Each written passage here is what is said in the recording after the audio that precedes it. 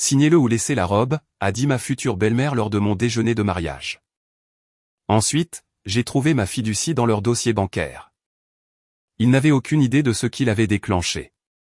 Signez-le maintenant ou laissez la robe et sortez de cette maison avant le déjeuner, a dit ma future belle-mère, Lilian Veil, pendant que ses amis faisaient encore passer des assiettes en cristal remplies de fruits et de saumon fumé autour de la table.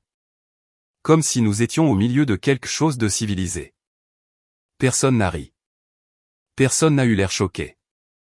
C'est la première chose que j'ai comprise. Ce n'était pas une insulte soudaine. C'était une pièce qu'ils avaient construite pour moi. J'étais assise à une longue table blanche dans le salon d'hiver du côté et du domaine Veil, portant le peignoir en soie de ma suite nuptiale parce que la couturière était encore en train de repasser ma robe de mariée à l'étage. Autour de moi était assise ma future belle-sœur Audrey, 2 marraines de l'église familiale, l'organisatrice du mariage, l'avocat de la famille. La notaire et 3 femmes qui avaient passé le dernier mois à me dire à quel point j'avais de la chance d'entrer dans une famille avec un nom comme Veil. Carter était assis à 3 sièges de moi, veste enlevée, cravate desserrée, l'air fatigué de cette manière belle et raffinée. Les hommes comme lui font toujours cela quand ils veulent que leur silence passe pour de la dignité. Lilian a fait glisser le contrat de mariage à travers la table et a posé une main pâle dessus comme si elle me bénissait. Une femme qui entre dans cette famille ne devrait pas avoir peur de la clarté, a-t-elle dit. Si vous êtes ici pour les bonnes raisons, Camille, alors vous signez et nous avançons tous avec grâce. Audrey a souri dans son verre d'eau. Toute femme convenable l'aurait déjà signé, a-t-elle dit. J'ai regardé Carter. Il m'a fait la même expression douce et triste qu'il utilisait depuis des semaines, chaque fois que sa mère disait quelque chose d'assez tranchant pour faire couler le sang. Ne rends pas cela plus laid que nécessaire, a-t-il dit doucement. Ce n'est que de la paperasse. Juste de la paperasse. C'était drôle venant de l'homme dont le bureau de gestion de patrimoine familial avait passé les 10 derniers jours à essayer d'ouvrir de force une fiducie sur laquelle il n'avait aucun droit légal. Je m'appelle Camille Rowan. J'avais 30 ans et je travaillais dans la révision financière pour un groupe de contentieux fiscal à Richmond. J'ai passé ma vie à tracer l'argent à travers des sociétés écrans, des distributions de fiducie, des dépôts de dettes et le langage amical que les gens utilisaient quand ils voulaient que le vol ressemble à de la planification. Alors, quand j'ai ouvert ce contrat de mariage et que j'ai vu une clause m'obligeant à renoncer à un examen indépendant sur tout revenu séparé utilisé pour soutenir les obligations matrimoniales, je n'ai pas pensé à la protection. J'ai pensé à l'extraction. À la page 4, j'ai trouvé une référence à un accès coopératif avec le bureau de la famille Veil. À la page 6, il y avait une ligne sur l'alignement des distributions futures avec les besoins de solvabilité du ménage. À la page 8, il y avait une note liée au conseiller juridique de ma fiducie qui n'aurait jamais dû se trouver dans leur brouillon, à moins que quelqu'un dans cette famille ne soit déjà allé fouiller dans des endroits où il n'était pas invité. Puis j'ai levé les yeux et j'ai vu la pièce pour ce qu'elle était vraiment. Pas un déjeuner de mariage. Une réunion de crédit en perles. Ma tante Imogène m'a laissé une fiducie à son décès 2 ans plus tôt. Elle n'avait pas d'enfant, aucune patience pour les hommes faibles, et un don pour voir à travers les prédateurs raffinés avant même qu'ils ne finissent de se présenter. La fiducie me versait trimestriellement assez pour me rendre la vie facile, et elle détenait des droits de vote dans une entreprise de logistique familiale qu'elle avait discrètement aidé à construire de l'intérieur. La structure était stricte. Un fiduciaire privé, une révision indépendante, des contrôles de distribution, un langage protecteur qui s'assurait qu'aucun mari, aucun membre de la belle famille et aucun petit aristocrate souriant avec une collection de boutons de manchettes vintage ne pourrait y glisser la main juste parce qu'il m'avait mis une bague au doigt. Jusqu'à ce que Carter me demande en mariage, presque personne en dehors de mes avocats et de mon comptable ne savait combien il y avait dedans. Puis, soudainement, Lilian a commencé à poser de petites questions douces au cours du dîner. La fiducie était-elle liquide? Les distributions étaient-elles fixes? Les conseillers familiaux pourraient-ils un jour aider à l'optimiser? Avais-je l'intention de garder mon ancien conseiller juridique après le mariage? Ou laisserais-je le bureau Veil simplifier les choses pour moi? Simplifier. C'est un mot que les familles riches utilisent quand elles veulent avoir accès. Au début, je me suis dit que c'était le stress. L'adaptation. La laideur territoriale normale qui ressort autour des mariages et de l'argent. Puis, 3 jours avant la cérémonie, l'assistante administrative du bureau de ma fiducie a appelé pour dire que quelqu'un du bureau de la famille Veil avait demandé les calendriers de paiement historiques et les résumés structurels pour un examen de planification matrimoniale. Je n'avais jamais autorisé cela. C'est à ce moment-là que mon instinct a commencé à me démanger. Ce déjeuner ne faisait que confirmer que j'avais eu raison. Pour la première fois depuis que je m'étais assise, l'atmosphère de la pièce a changé. Lilian n'aimait pas qu'on lui réponde sans peur. Réciproque, a-t-elle répété. Oui, ai-je dit. Si votre accord touche aux distributions protégées de la fiducie et au traitement des revenus futurs, alors j'aurai besoin d'une divulgation complète des obligations de dette de liquidité, de l'exposition aux prêts à court terme et de toute communication préalable avec des tiers faisant référence à ma fiducie ou à tout accès post-mariage à celle-ci. L'une des marraines a arrêté de mâcher. Audrey a ri doucement. C'est exactement ce que Carter voulait dire, a-t-elle dit. Vous faites sonner tout cela comme une enquête fédérale. Carter s'est penché en avant. Non, ai-je dit. Vous essayez d'éviter la divulgation. Lilian m'a regardé pendant un long moment. Puis, parce qu'elle était trop fière pour admettre que quoi que ce soit concernant sa famille devait rester caché à une mariée qu'elle considérait socialement inférieure à eux, elle a souri. Très bien, a-t-elle dit. Si c'est ce qui vous aide à vous sentir en sécurité, nous pouvons faire cela correctement. Correctement. Le mot s'est posé comme du parfum sur de la pourriture. J'ai hoché la tête, j'ai refermé l'accord et je l'ai repoussé de l'autre côté de la table. Bien, ai-je dit. Alors faisons-le correctement. Cela aurait dû ressembler à une petite victoire. Ce ne fut pas le cas. Cela ressemblait au déclic d'une trappe qui s'ouvrait quelque part sous des planchers polis. Quand le déjeuner s'est terminé, Audrey m'a frôlé dans le couloir et a murmuré « Tu essaies très fort de paraître importante aujourd'hui. » J'ai souri. Non, ai-je dit. J'essaie très fort de paraître chère. Elle n'a pas aimé cela. Tant mieux. À l'étage, j'ai trouvé ma suite nuptiale à moitié vidée. Mes fleurs avaient été déplacées. Ma robe de mariée n'était plus là. Mes chaussures n'étaient plus là. Le peignoir suspendu au fauteuil n'était pas le mien. Une femme de chambre que je n'avais jamais vue auparavant m'a dit que Madame Veil voulait que je sois déplacé dans la chambre d'amis bleus pour le reste de l'après-midi parce que la suite principale devait être préparée pour les photographies de famille. Préparée.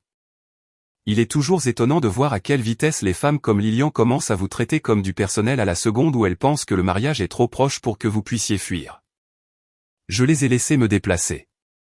C'est la partie que les gens ne comprennent jamais à propos de ce genre de vengeance. Vous ne gagnez pas en combattant chaque insulte. Parfois, vous gagnez en reculant exactement aussi loin que votre ennemi le souhaite afin qu'elle ne puisse pas sentir le bord de la falaise vers laquelle elle marche. Carter est venu dans la chambre bleue vers 5 heures. Il a fermé la porte derrière lui et s'y est adossé. Beau, fatigué, contrôlé, tout chez lui était arrangé pour me faire sentir déraisonnable de voir ce qui se trouvait juste devant moi. « Tu as embarrassé ma mère » a-t-il dit. « Non » ai-je dit. « Ta mère s'est embarrassée toute seule. » Il a expiré par le nez. Elle a peur. Cela m'a presque fait rire. De moi. De ce que les gens pensent. De ce qui se passera si cette famille a l'air négligente avec l'argent juste avant un mariage public. Nous essayons de protéger tout le monde, Camille. Tout le monde. C'était un magnifique mensonge. Si vous protégiez tout le monde, ai-je dit, le bureau de ma fiducie n'aurait pas les empreintes digitales du bureau de ta famille partout sur lui. Son visage a changé. Seulement un peu, mais assez. Tu réagis de manière excessive, a-t-il dit. C'était une demande de routine. Non, ai-je dit. Une demande de routine n'apparaît pas dans l'ébauche d'un contrat de mariage sous la forme d'une clause d'alignement des distributions. Il a passé une main dans ses cheveux. J'ai besoin que tu me fasses confiance. Avoir besoin, pas vouloir. Avoir besoin. Ce mot a coupé plus nettement que n'importe quelle insulte que Lilian avait lancée au déjeuner. J'ai regardé l'homme que j'avais été prête à épouser et j'ai compris d'un seul coup qu'il n'avait pas besoin de ma confiance. Il avait besoin de mon flux de revenus. Le reste de ma personne n'était que cérémonie. Quelle est l'exposition de la banque, Carter, ai-je demandé. Il s'est figé. C'était là. Pas de déni, pas de confusion. De la reconnaissance. Je l'ai répété. Combien vous manque-t-il ? Sa voix est redevenue plate. Tu ne sais pas de quoi tu parles. J'ai soutenu son regard. Alors dis-moi pourquoi l'avocate du déjeuner de ta mère rédige des clauses sur la solvabilité du ménage avant même que je ne sois marié. Il n'a rien dit. Ce silence a été la fin de lui. Pas en tant que fiancé. Il mourait déjà à ce niveau-là. En tant que possibilité, en tant que personne que je devais encore protéger de ce que je savais faire. Il est parti 10 minutes plus tard sans avoir réparé une seule chose. Au moment où la porte s'est fermée, j'ai appelé Judith Mercé.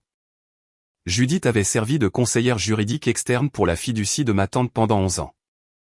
Elle avait dans les 60 ans, exact, impitoyable et professionnellement incapable d'être charmée par le mythe familial.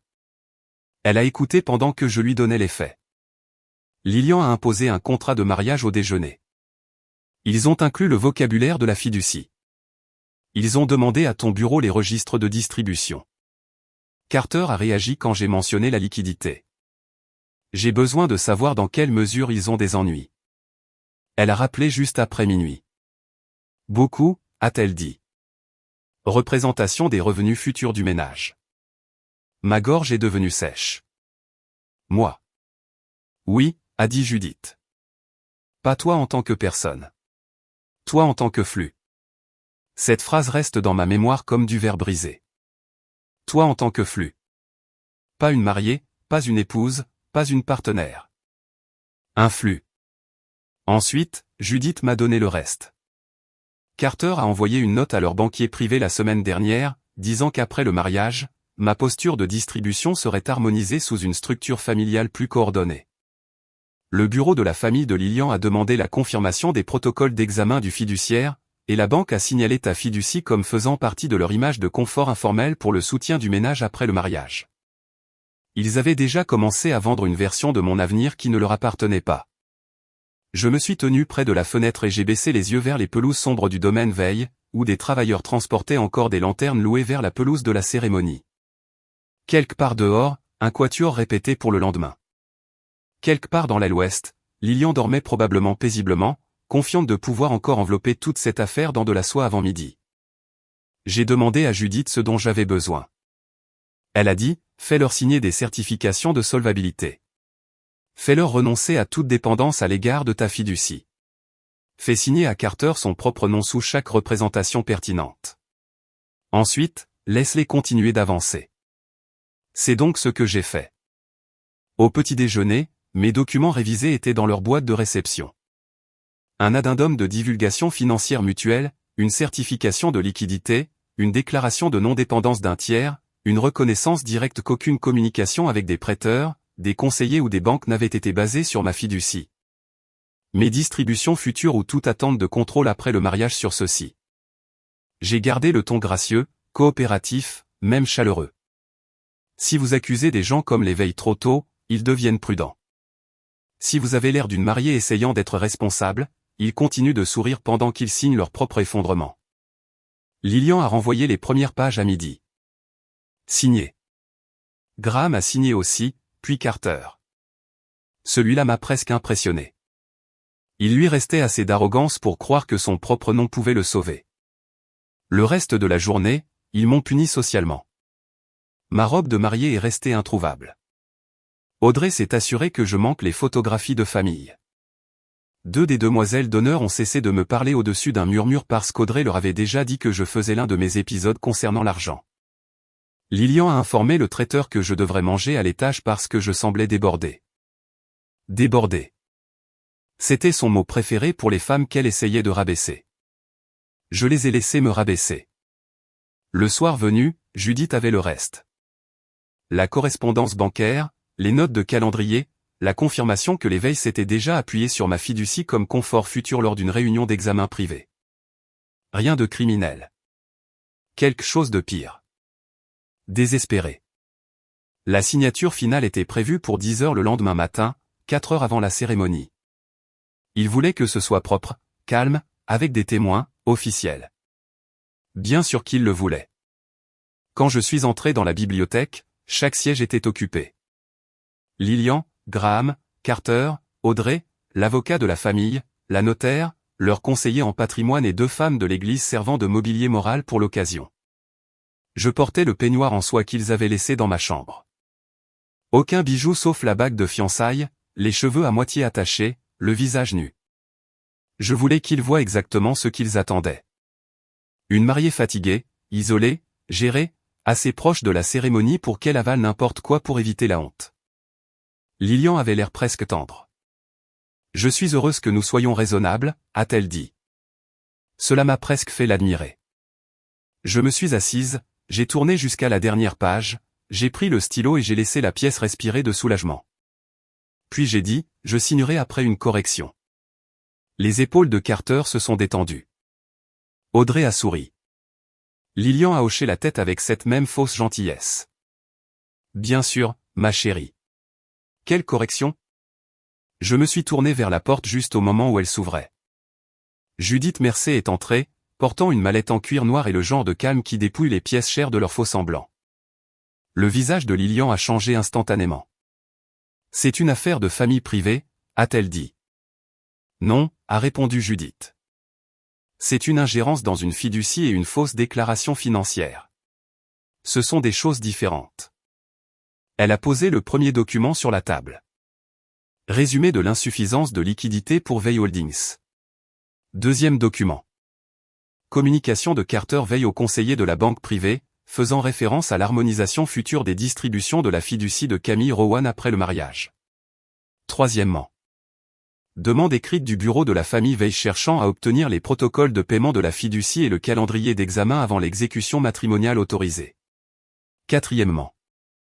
La déclaration de non-dépendance signée qu'il m'avait retournée moins de 24 heures plus tôt. Et cinquièmement, mon préféré. Un mémorandum consultatif du fiduciaire confirmant que tout effort coercitif visant à modifier la structure protectrice de ma fiducie avant ou immédiatement après le mariage déclencherait un contrôle indépendant automatique et gèlerait les distributions facultatives. Personne n'a bougé.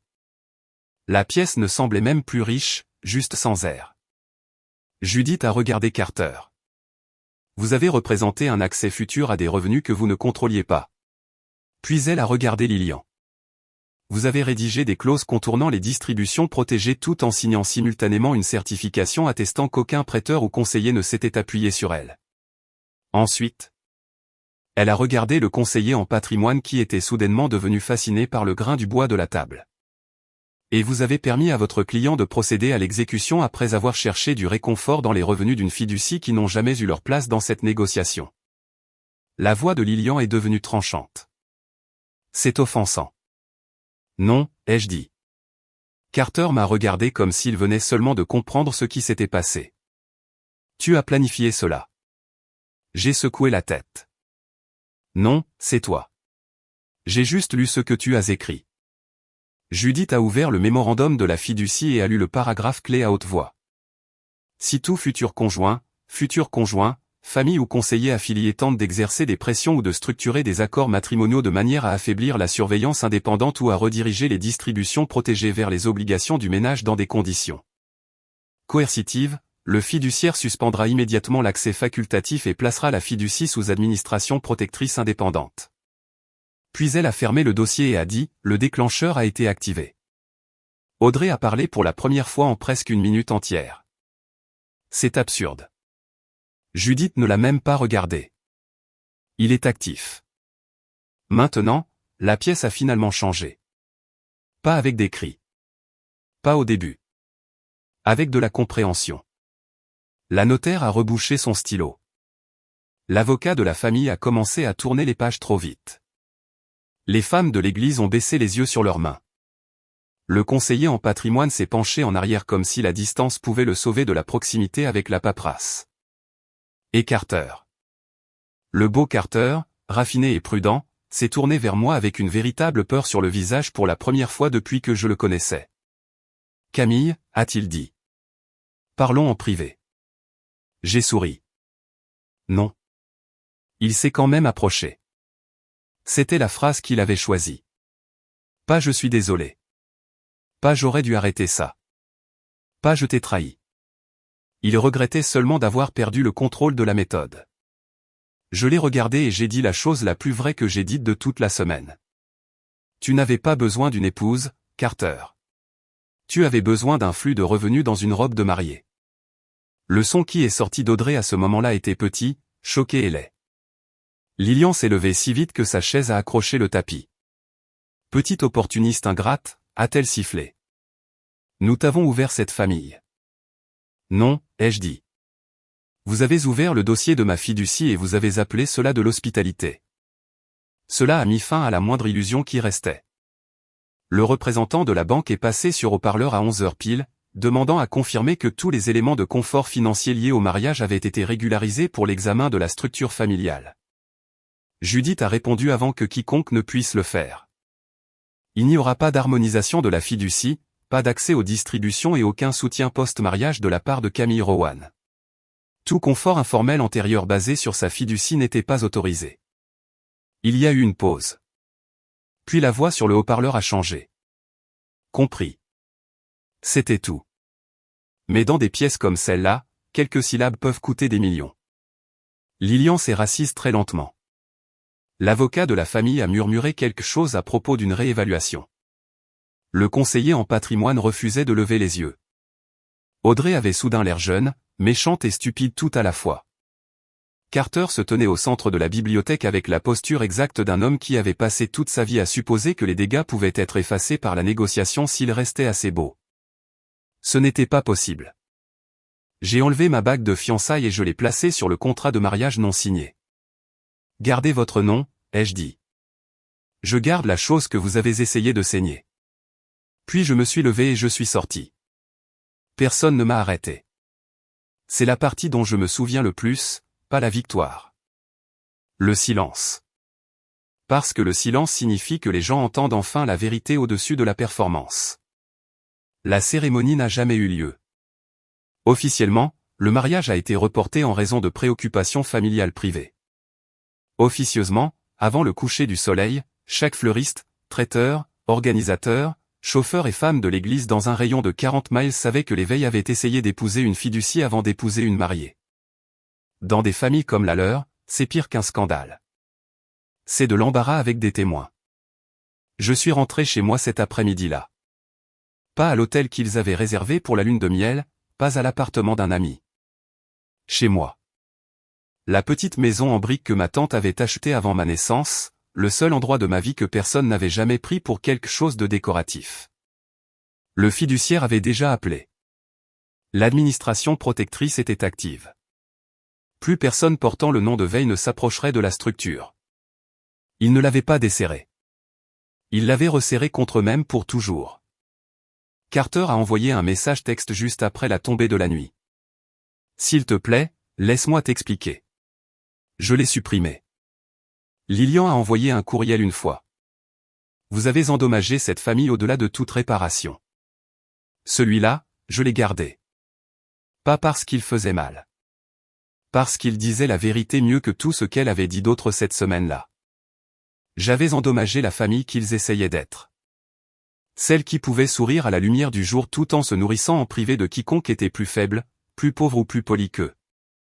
Ce que je n'avais pas endommagé, ce n'était rien qui valait la peine d'être pleuré. Au cours du mois suivant, la famille Veille a discrètement vendu un terrain dont elle prétendait ne jamais vouloir se séparer. La révision de leur banque s'est resserrée. Leur expansion hôtelière a stagné. Carter a disparu des pages mondaines pendant un moment, ce qui dans son monde était presque un événement médical. Audrey a publié 3 photographies sur la guérison et la grâce familiale avant que quelqu'un ne finisse par lui dire d'arrêter. Lilian a envoyé un dernier message par l'intermédiaire d'une connaissance commune disant qu'elle espérait qu'avec le temps je regretterais d'avoir choisi la fierté au lieu de l'appartenance. Je n'ai jamais répondu car la fierté n'a jamais été le problème. L'appartenance l'était. Elles voulaient que j'appartienne à leur manque, à leur image, à leurs besoins, à leur tout.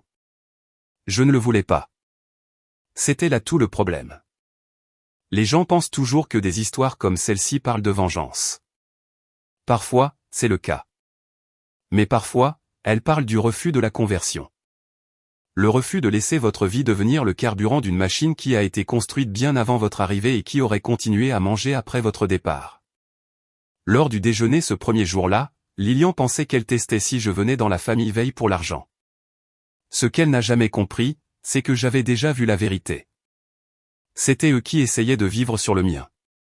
Et quand j'ai posé la bague et que je suis sorti de cette bibliothèque, je ne me suis pas senti abandonné, déshonoré ou ruiné. Je me suis senti exact. C'était suffisant.